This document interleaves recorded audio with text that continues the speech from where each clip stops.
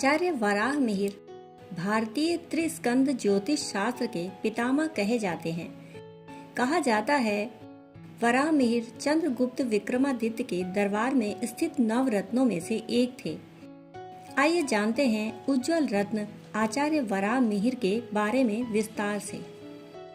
चतुर्लक्षम तो ज्योतिषम के अनुसार ज्योतिष शास्त्र के 4 लाख सिद्धांत हैं, इसलिए ज्योतिष शास्त्र को अत्यंत गूढ़ विद्या कहा जाता है, जिसे पूर्ण रूप से समझने के लिए भारतीय ज्योतिष के इतिहास एवं ज्योतिष के आचार्यों एवं प्रवर्तकों के बारे में जानना एवं उनके द्वारा रचित विभिन्न ज्योतिष ग्रंथों का अध्ययन आवश्यक है। ज्योतिष शास्त्र का सुव्यवस्थित इतिहास आचार्य वराह मिहिर के समय से प्राप्त होता है, किंतु वराह मिहिर से पूर्व ज्योतिष शास्त्र के 18 प्रवर्तक माने गए हैं। आचार्य वराह मिहिर भारतीय त्रिस्कंद ज्योतिष शास्त्र के पितामह कहे जाते हैं, क्योंकि आचार्य वराह मिहिर ही ऐसे आचार्य हैं जिन्होंने ज्योतिष शास्त्र के सिद्धांत, संहिता और होरा इन तीनों स्कंधों का सांगोपांग वर्णन किया है। कहा जाता है वराह मिहिर के प्रयासों से ही ज्योतिष शास्त्र को एक विज्ञान का रूप मिला। विभिन्न शोधकर्ताओं के अनुसार वराह मिहिर ईसा की 5वीं-6वीं शताब्दी के भारतीय गणितज्ञ एवं महान खगोलज्ञ थे। आचार्य वराह मिहिर के अनुसार देश काल परिस्थिति को जानने वाला एक दैवज्ञ ज्योतिषी जो कार्य करता है वह 1000 हाथ तथा 4000 घोड़े मिलकर भी नहीं कर सकते। इनके पिता का नाम इतिहासकारों के अनुसार आदित्य दास था। इन्होंने अपने पिता से ज्योतिष शास्त्र की शिक्षा ग्रहण की।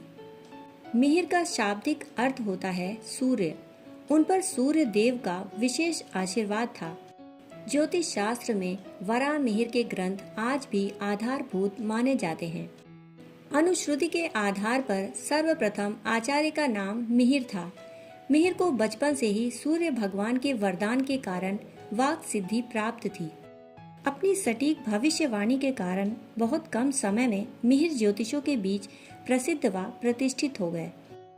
जब महाराजा विक्रमादित्य की प्रमुख रानी ने एक पुत्र को जन्म दिया तो नवजात शिशु की जन्म कुंडली को देखकर महाराजा विक्रमादित्य की सभा में उपस्थित महान ज्योतिर्विदों में कालिदास, वररुचि एवं मिहिर आदि ज्योतिषियों ने अपना अपना फलादेश बताया। कालिदास एवं वररुचि ने नवजात राजकुमार की जन्म कुंडली बनाकर सभी को बताया कि 18 वर्ष की आयु में इस शिशु को खतरा है।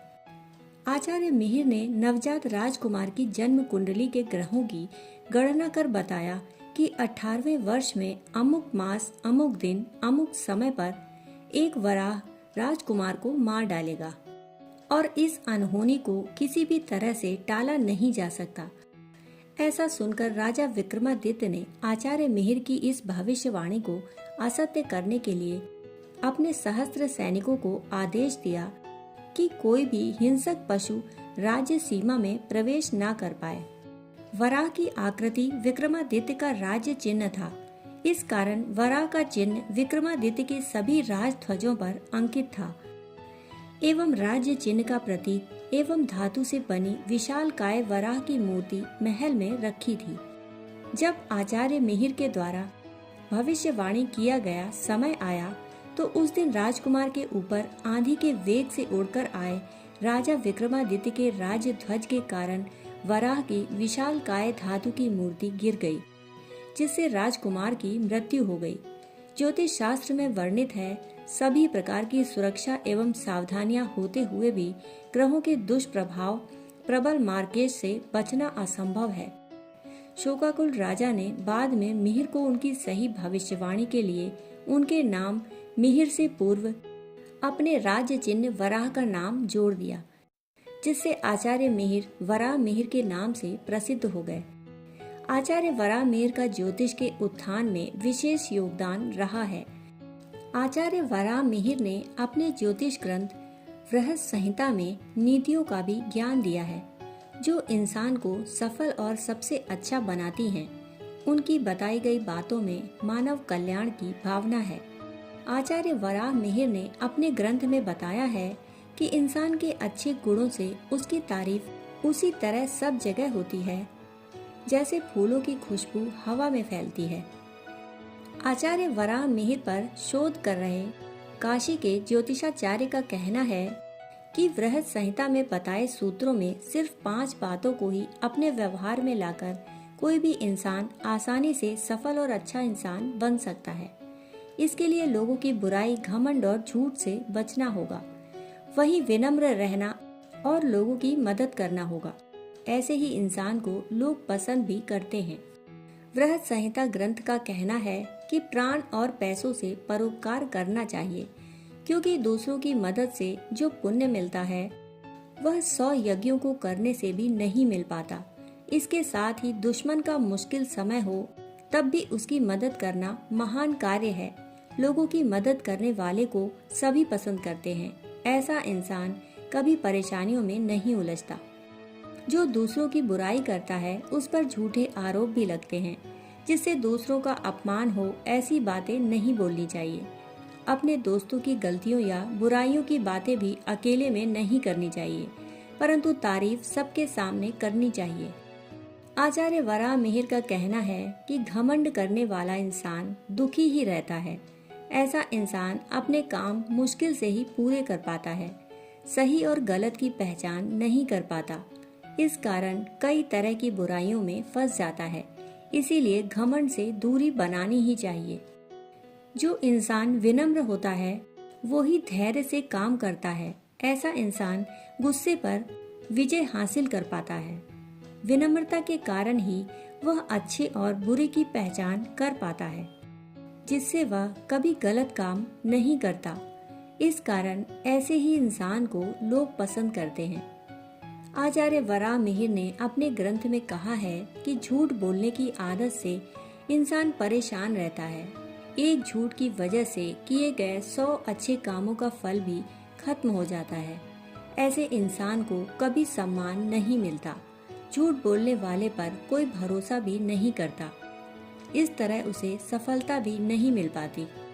वराह मिहिर विज्ञान के इतिहास में वे पहले व्यक्ति थे जिन्होंने बताया कि सभी वस्तुओं का पृथ्वी की ओर आकर्षित होना किसी अज्ञात बल का आभारी है।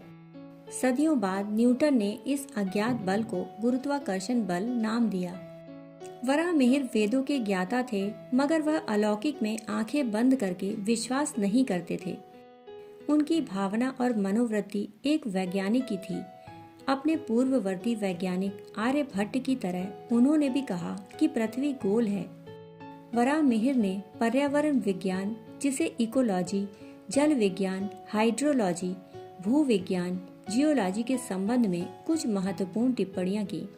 उनका कहना था कि पौधे और दीमक जमीन के नीचे के पानी को इंगित करते हैं। संस्कृत व्याकरण में दक्षता और छंद पर अधिकार के कारण उन्होंने स्वयं को एक अनोखी शैली में व्यक्त किया था। अपने विशद ज्ञान और सरस प्रस्तुति के कारण उन्होंने खगोल जैसे शुष्क विषयों को भी रोचक बना दिया, जिससे उन्हें बहुत ख्याति मिली। भारतीय खगोल शास्त्र और धर्म को लेकर मुगलों और अंग्रेजों के मन में भी कटुता थी। मैकाले ने इस ज्ञान को भ्रमित और नष्ट करने के भरपूर प्रयास किए। गुप्त काल में विक्रमादित्य द्वितीय ने उज्जैन को धरती की काल गणना का केंद्र बनाया। यहाँ के ज्योतिर्लिंग को इसलिए महाकाल कहा जाता है। यह ठीक कर्क रेखा के ऊपर स्थित है। उज्जैन को मानक समय का केंद्र बनाकर भारतीय खगोलविदों ने पूरी धरती पर वेधशालाएं बनाई थीं और ऐसे स्तंभ निर्मित किए थे जिससे सूर्य, चंद्र और नक्षत्रों की गति पर नजर रखी जा सके। इन्हीं स्तंभों में से एक था विष्णु स्तंभ, जिसे आज कुतुब मीनार कहा जाता है। इससे पहले इसे सूर्य स्तंभ कहा जाता था। इसके केंद्र में ध्रुव स्तंभ था। इसके आसपास 27 नक्षत्रों के आधार पर 27 मंडल थे। इसे वराह मिहिर की देखरेख में बनाया गया था। दोस्तों, कहानी सुनने के लिए आप सभी का बहुत बहुत आभार। फिर मिलते हैं ऐसी ही कहानी के साथ। तब तक के लिए धन्यवाद।